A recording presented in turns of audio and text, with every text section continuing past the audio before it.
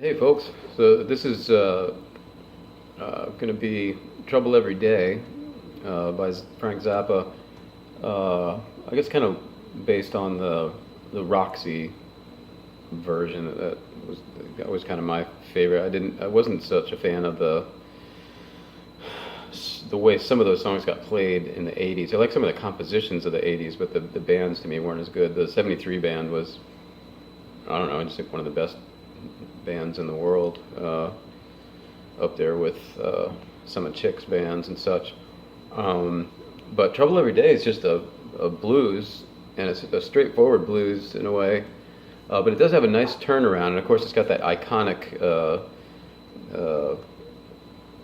Chester Thompson, well, I guess it was both drummers, but that nice little fill riff that later Phil Collins wanted to know how to play. So the tune starts out with this little, it's got the little groove in the background, but it starts out with that little,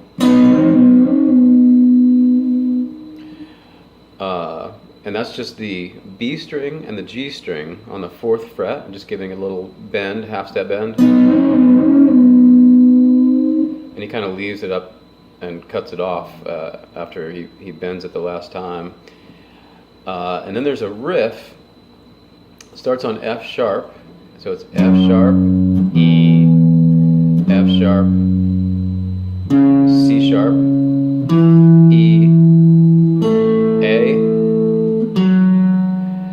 F sharp, E, C sharp, down a half step, down a half step, down to A.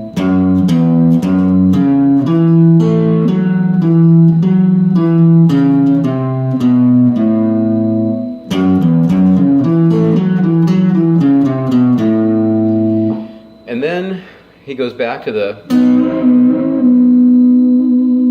little double stop bend, and then I love this little turnaround.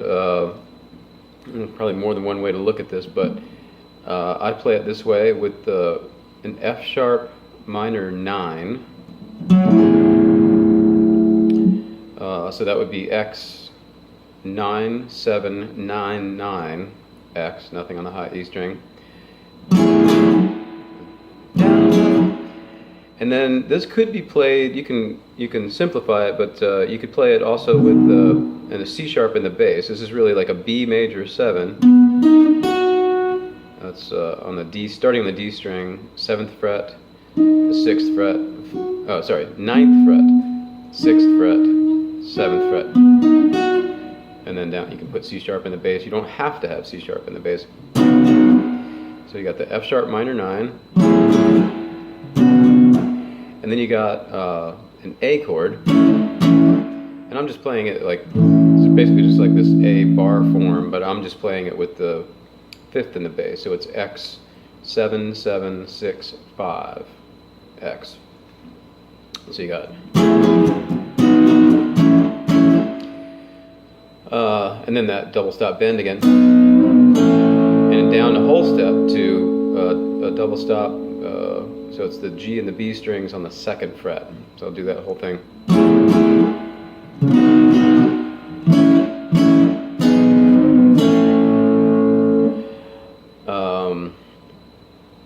And then he does that bend again. You hear after that, there's always that cool drum riff, and then he comes back in with the double stop bend on the 4th fret.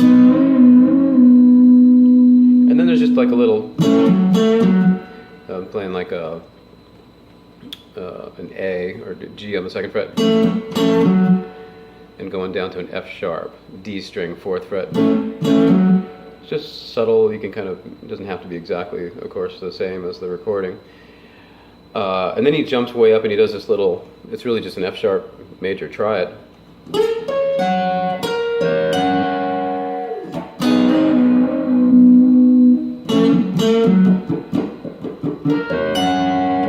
Back to the double stop bend again on the 4th fret, G and B string,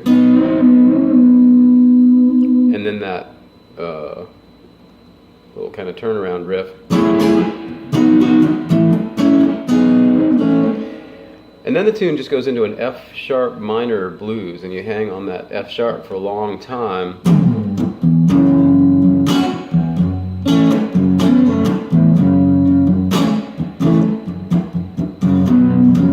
And you just add some variation by playing the F sharp minor, which by the way is 2-4-2-2-2-2.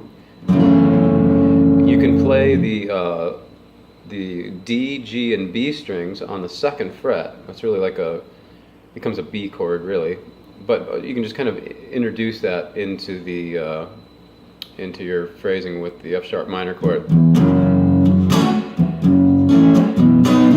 was just playing those 3 notes, bringing it back down to what really looks like an A chord. It's just the upper portion of the F sharp minor 7.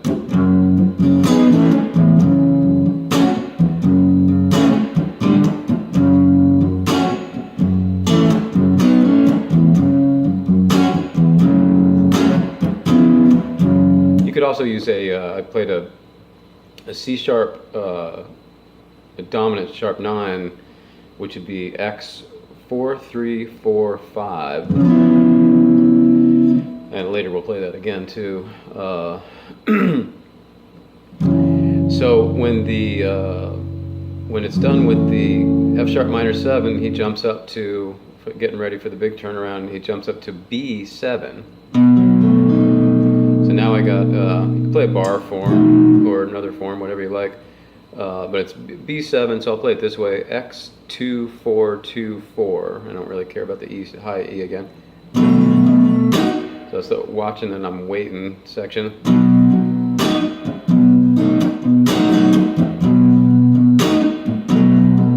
And you can suspend this too by adding an E. Just for a moment in there, I just slid my pinky up a half step.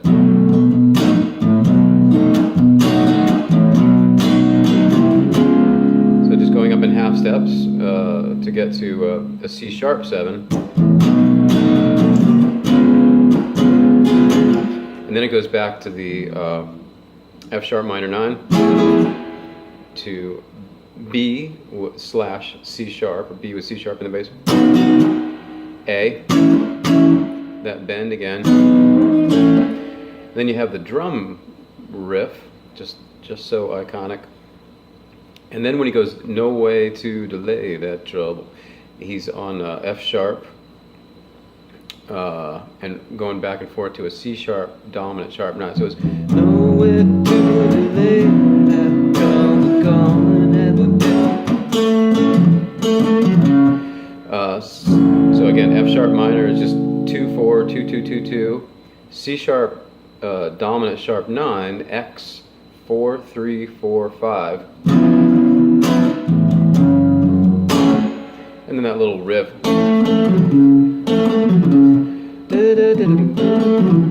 So he's just playing a F sharp, E, C sharp.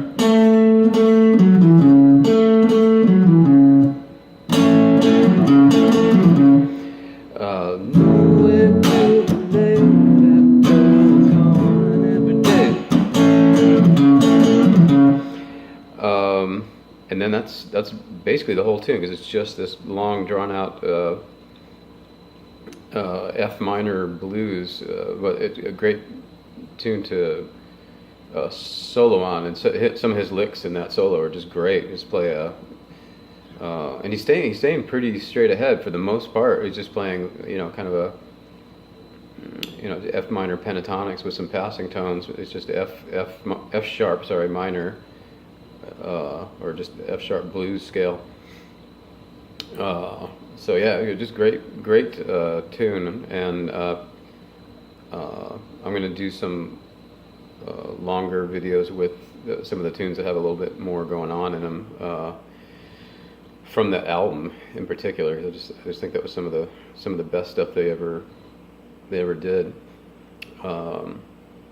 But as straightforward as that tune is, it's just as simple blues as it is. It just has a great groove and feel to me. And it's definitely my favorite version of that tune. So have fun.